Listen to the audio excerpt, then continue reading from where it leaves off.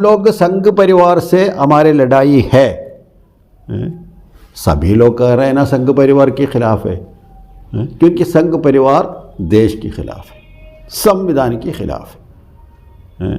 हमारी लड़ाई भी संघ परिवार के खिलाफ है। ओवैसी साहब की पॉलिटिक्स की तरीका अलग है, हमारी तरीका अलग है।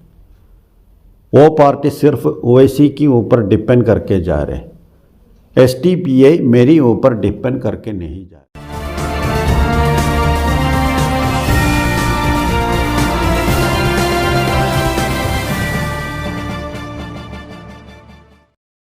रोज़नामा ख़बरें में आपका खैर मकदम है। मैं कासिम सैयद। आज हमारे साथ socialist democratic party of India के नौजवान सदर एम के फैज़ी हैं।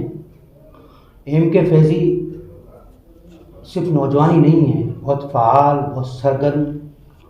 आप इनकी फ़ालियत का, इनकी सरगर्मी का इस बात से अंदाज़ा लगा सकते हैं कि उन्हें दोबारा एसडीपीआई का सदर मुंतखब किया गया है। आइए आज इनसे मौजूदा सूरत हाल और उसके तनाजुर में कुछ सवालात करते हैं। फैज़ी साहब, आपका रोज़नामा ख़बरें में खैर मकदम है। शुक्रिया। फैज़ी साहब, आप एसडीपीआई के दूसरे टर्म में सदर मुंतखब हुए हैं। ज़ाहिर है इसका मतलब यही कि आपके काम पर, आपकी सलाहियतों पर तंजीम ने एतमाद किया। एसडीपीआई को कायम हुए कम बेश 12 साल हो गए और आपका ये दूसरा टर्म है। एसडीपीआई एक आर्टर सिस्टम कायम करने को सामने लाने के लिए कायम हुई थी कि हम एक मुतबादिल निज़ाम पेश करेंगे। सवाल ये पैदा होता है कि इन 12 सालों में क्या एसडीपीआई अपने इस मकसद में कामयाब हुई है? क्या कुछ कदम आगे बढ़ाए हैं जो बज़ाहिर नज़र नहीं आता? तो आप उसकी हुसूल याबी को किस तरह से बयान करेंगे? इसमें हम लोग 12 साल हुआ है। असल में हम लोग सिर्फ एक पॉलिटिकली कुछ इलेक्टरल पॉलिटिक्स में एक एमएलए या एक एमपी बना के आराम से बैठने के लिए नहीं बनाए। हम लोग अल्टरनेटिव सिस्टम इसलिए कह रहे, हमारे देश के अंदर संविधान के मुताबिक सभी लोगों को क्या क्या हुकूक है वो संविधान के मुताबिक नहीं मिल रहा। जॉब में नहीं है, सोशली नहीं है, एजुकेशनली नहीं है। हर तरह हम अदर देखें तो सबको परेशान है। इसलिए संविधान के मुताबिक सबके लिए एक वेलफेयर स्टेट, सोशल डेमोक्रेसी के लिए हम लोग वही बोलते हैं, एक वेलफेयर स्टेट देश में होना चाहिए। तो भारत में तो है, आइन में लिखा हुआ है वेलफेयर स्टेट। आइन में लिखा हुआ है लेकिन काम में नहीं है। अभी भी देखिए देश में सरकार की सबसे बड़ा टारगेट सबको टॉयलेट दिलाने का है। क्यों ये 70 साल में एक फैमिली को एक टॉयलेट देने में कामयाब नहीं है तो फिर क्या हुआ है? बहुत कुछ हुआ है, बिल्कुल नहीं हुआ है बोल के नहीं। और आज की हालात में हमारे देश धीरे धीरे संविधान छोड़ के दूसरी एंगल में जा रहे हैं, वो भी बहुत बड़ा एक ख़तरा है।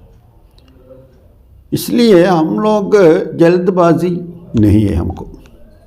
हम लोग धीरे धीरे जिन लोगों के लिए हम काम कर रहे हैं उनको पहले समझाना चाहिए क्या हो रहा है, क्या नहीं हो रहा है। अगर हमारे लिए कुछ होना है तो हम क्या करना है। ये 12 साल में हम लोग 14 स्टेटों के अंदर हमारे पार्टी सिस्टम को कायम किया। वो पार्टी सिस्टम को कायम करके धीरे धीरे हम लोग जनता को एजुकेशन दे रहे हैं।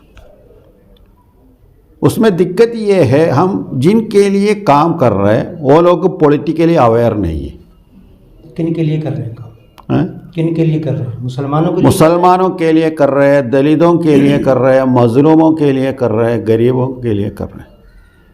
ये सभी तो किसी न किसी पार्टी हम बचाएंगे बोल के एक ख्वाब में है। इसलिए ऐसे लोगों को मुखातिब करके बात करने में थोड़ा टाइम लगेगा। नहीं, आप किसको एड्रेस कर रहे हैं? किसी पर्टिकुलर कम्युनिटी को कर रहे हैं या पूरी पब्लिक को, पूरे आवाम को कर रहे हैं? पूरे आवाम को कर रहे हैं। पर्टिकुलर कम्युनिटी की इशू आने के टाइम में वो भी एड्रेस कर रहे हैं। देखिए, अभी मुसलमान के ख़िलाफ़ कुछ इशू आने के टाइम में सेकुलर पार्टी भी थोड़ा सा डरते हैं। अगर मुसलमान के फेवर में, मुसलमान के हुकूक के लिए कुछ बोले तो ये क्यों हुआ है? ऐसा क्यों? वो संघ परिवार ने देश के अंदर एक इस्लामोफोबिया बना के रखा है और कामयाब है उसमें। वो कामयाब हो रहा है। इसीलिए अभी देखिए, उत्तर प्रदेश के इलेक्शन अभी ख़त्म हो रहे हैं। इलेक्शन में क्या चर्चा चल रहा है? चर्चा ये है ना, सभी पॉलिटिकल पार्टी, संघ परिवार एक पॉलिटिकल प्लेटफॉर्म बना के रखा है, वही प्लेटफॉर्म में खड़े होके लोगों को खिताब कर रहे हैं, एड्रेस कर रहे हैं। मंदिर बनाने की नहीं, ये तो मूर्ति बनाने की, रामराज बनाने की, और सबसे ज़्यादा ब्राह्मण चीफ मिनिस्टर को हमने बनाया बोल के भी बात चल रहा है। जनता के लिए क्या करना चाहते हैं? गरीबों के लिए स्कीम क्या है? किसानों के लिए हम लोग क्या करेंगे? ये नहीं हो रहे। बीजेपी तो नहीं कहेगा, क्योंकि 5 साल के अंदर यूपी में गरीब जनता के लिए कुछ नहीं किया है, इसलिए वो लोग औरंगज़ेब को लेके आ रहे। समाजवादी पार्टी की सिंबल साइकिल को लेके आ रहे, और मुहर्रम और दशहरा में बिजली की बात चल रहा है। लेकिन बाकी लोग क्या कर रहे हैं? इसलिए हम लोग सबको मुखातिब कर रहे हैं, ख़ास तौर पर जिनको आवाज़ नहीं है, जैसे मुसलमान है, दूसरी माइनॉरिटी है, दलित कम्युनिटी है, आदिवासी है, उन के लिए हम काम कर रहे हैं। लेकिन आपने ये नहीं बताया कि इन 12 सालों में आपने क्या किया? आपने जो टारगेट बनाया था उसमें कितने कदम आप आगे बढ़े? हम लोग हमारे टारगेट के मुताबिक चल रहा है। ये 14 साल में हम लोग साउथ से शुरू किया, नॉर्थ में शुरू किया, वेस्ट पार्ट में शुरू किया।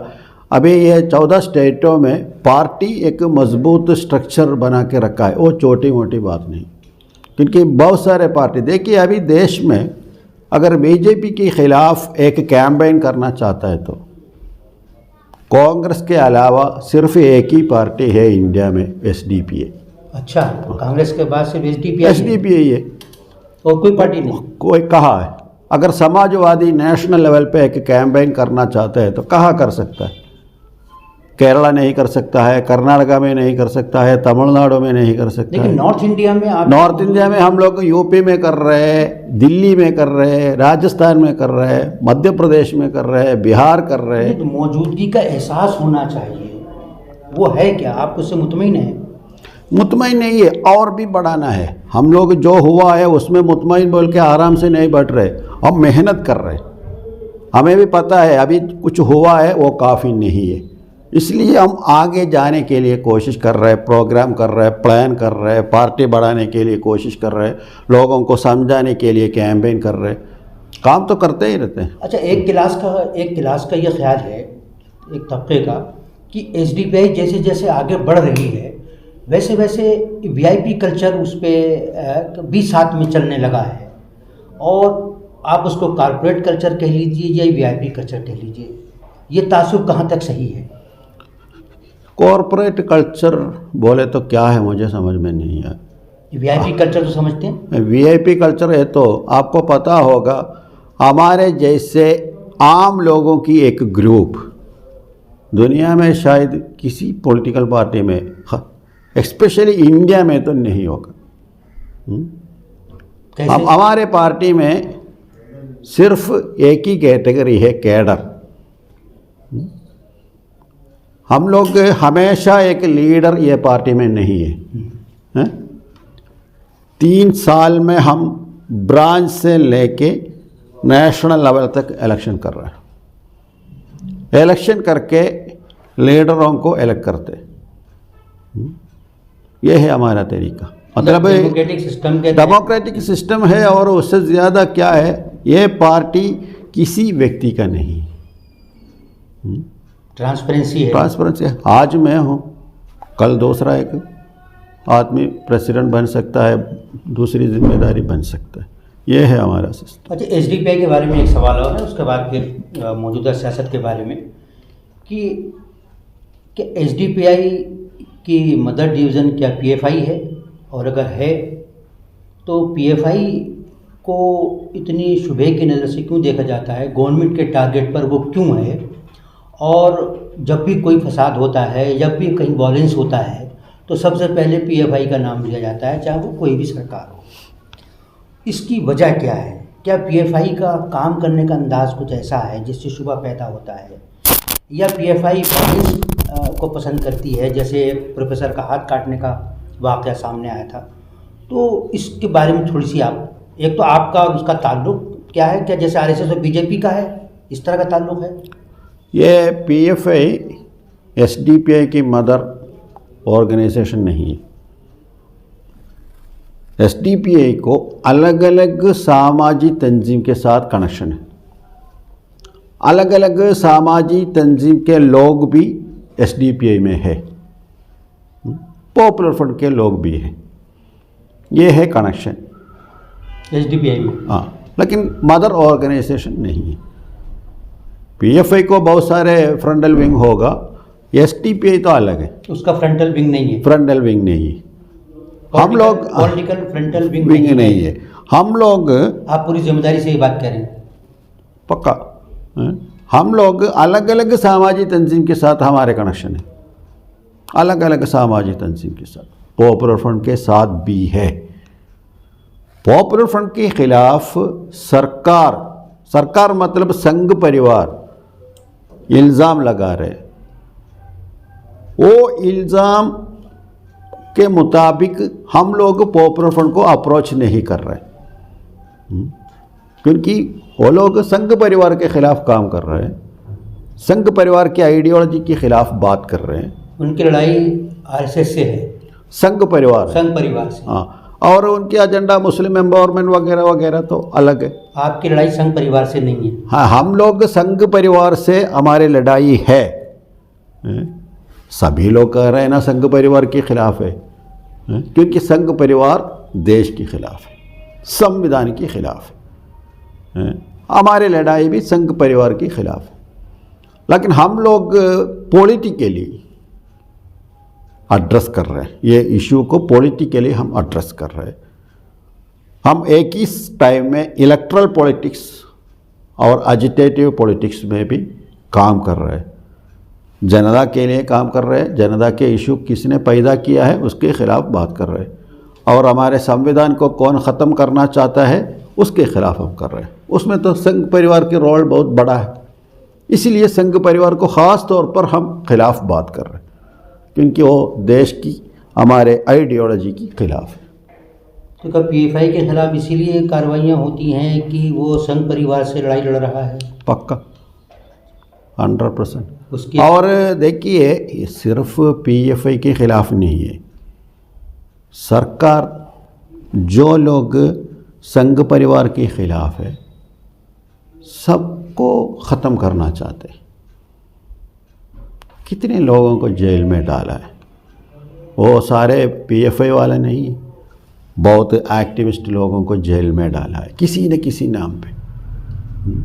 अगर सरकार के ख़िलाफ़ कुछ बात किया है तो फ़ौरन देशद्रोही बनाते।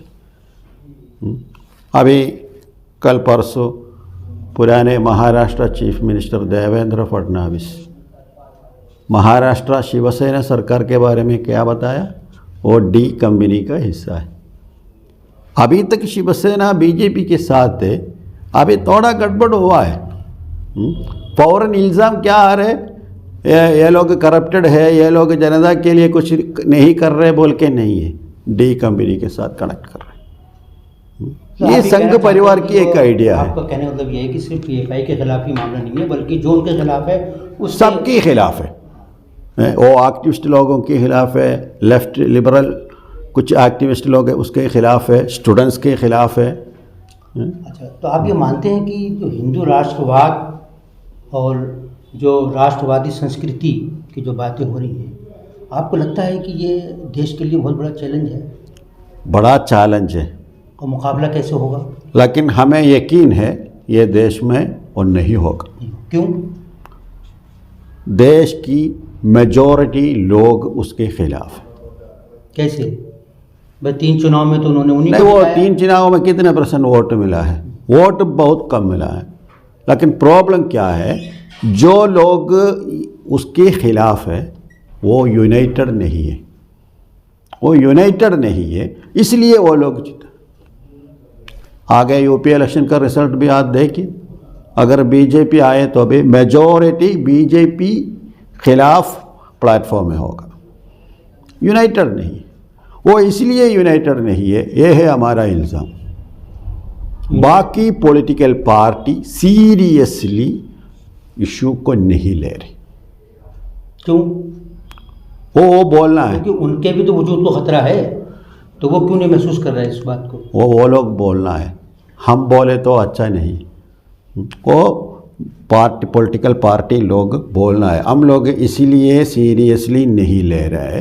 वो रीज़न समाजवादी बोलना है, कांग्रेस बोलना है, बीएसपी बोलना है। तो ये लोग तो खुद उन्हीं की पिच पे जाके खेल रहे हैं, चाहे कांग्रेस हो चाहे समाजवादी हो। कोई सॉफ्ट हिंदुत्व पे चल रहा है, कोई हॉट हिंदुत्व पे चल रहा है। हाँ, देखिए 2 इशू है इसमें।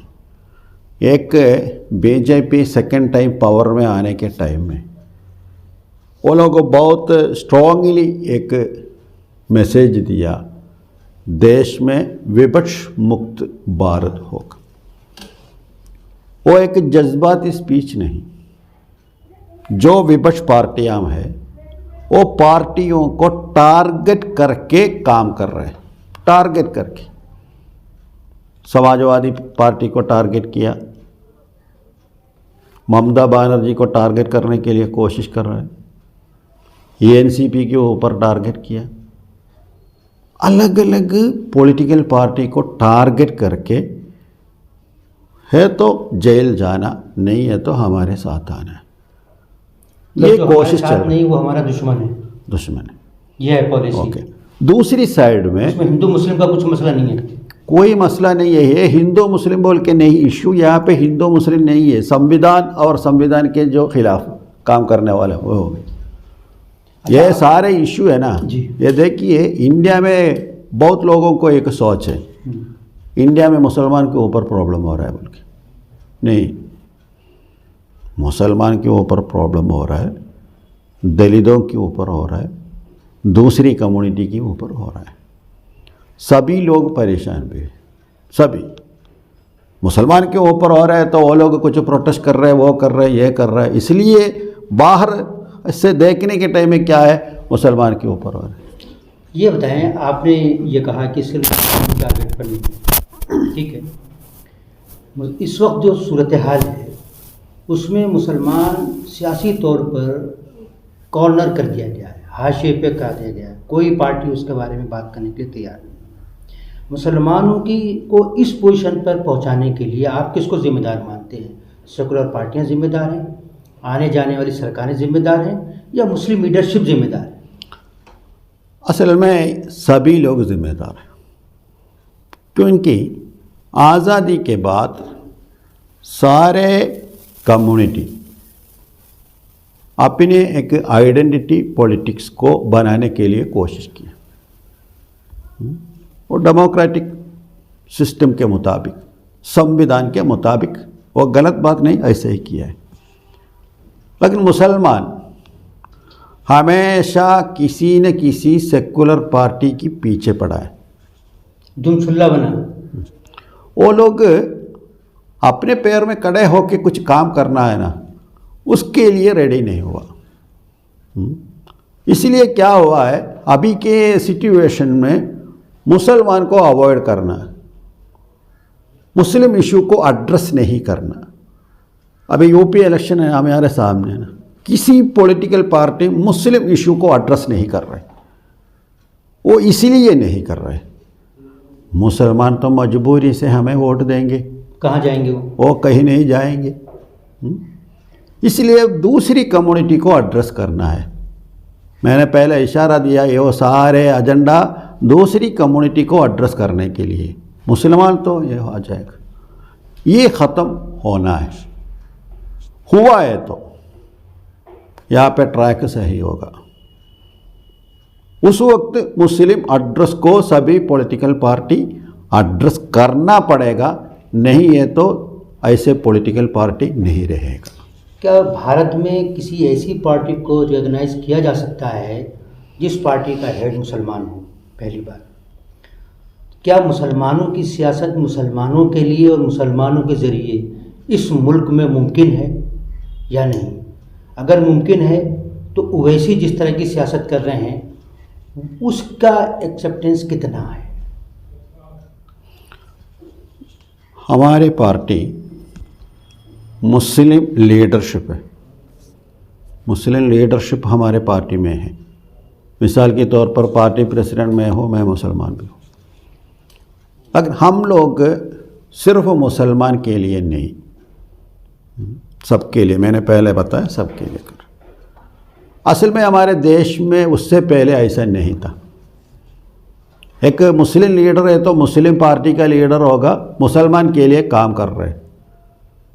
दूसरी मुस्लिम लीडर है तो किसी सेकुलर पार्टी में होगा, वो भी बड़ा नहीं है, सेकंड लाइन में होगा।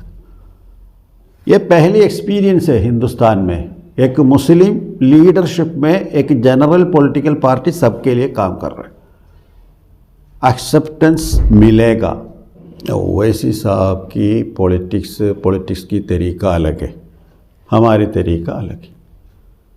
वो पार्टी सिर्फ ओवैसी के ऊपर डिपेंड करके जा रहे, SDPI मेरी ऊपर डिपेंड करके नहीं जा रहे। उनका डेमोक्रेसी नहीं है, डेमोक्रेसी सिस्टम नहीं है, पता नहीं है, लेकिन हमारे तो एक कलेक्टिव लीडरशिप है। कभी अंडरस्टैंडिंग नहीं हो सकेगी? नहीं, ऐसा नहीं बोल सकता है, क्योंकि वक्त की मजबूरी में ना सभी लोग आपस में अंडरस्टैंडिंग करना ही पड़ेगा।